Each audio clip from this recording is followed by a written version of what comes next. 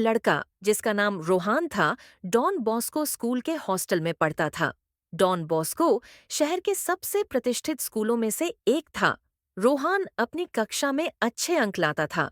फिर भी हॉस्टल का जीवन अपनी निश्चित दिनचर्या और नियमों के साथ कभी-कभी उसे घुटन महसूस कराता था। एक धुंधली शाम, जब सूरज धीरे धीरे क्षितिज के नीचे उतर रहा था, रोहन हॉस्टल की चारदीवारी के पास खड़ा था। उसकी निगाहें दीवार के बाहर खेल रहे बच्चों पर टिकी थीं। वे अपनी मस्ती में खोए हुए थे।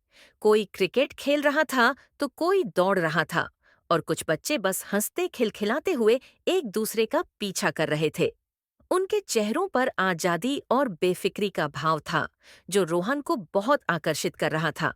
उसे ऐसा लग रहा था जैसे वे एक अलग ही दुनिया में जी रहे हों, जहां कोई बंधन नहीं था, बस अनंत आजादी थी। रोहन ने गहरी सांस ली।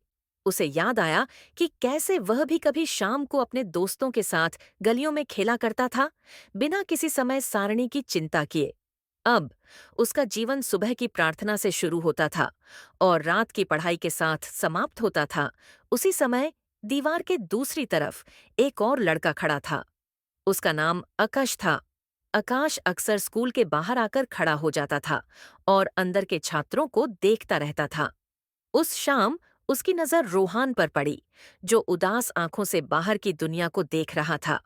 वह उस प्रतिष्ठित स्कूल में पढ़ने का सपना देखता था, जहां अच्छी शिक्षा मिलती थी और भविष्य उज्जवल होता था।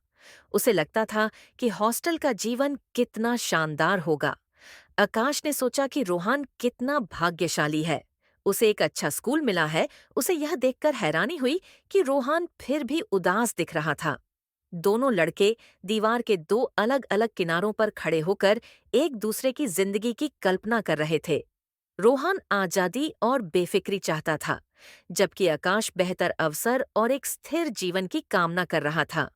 वे दोनों इस बात से अनजान थे कि हर सिक्के के दो पहलू होते हैं और हर जीवन अपनी चुनौतियों और सुखों के साथ आता है।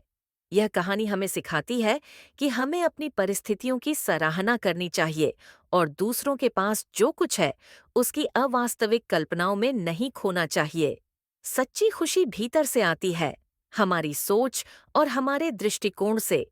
हमें अपने जीवन में मौजूद अच्छी चीजों को पहचानना और उनका सम्मान करना सीखना चाहिए।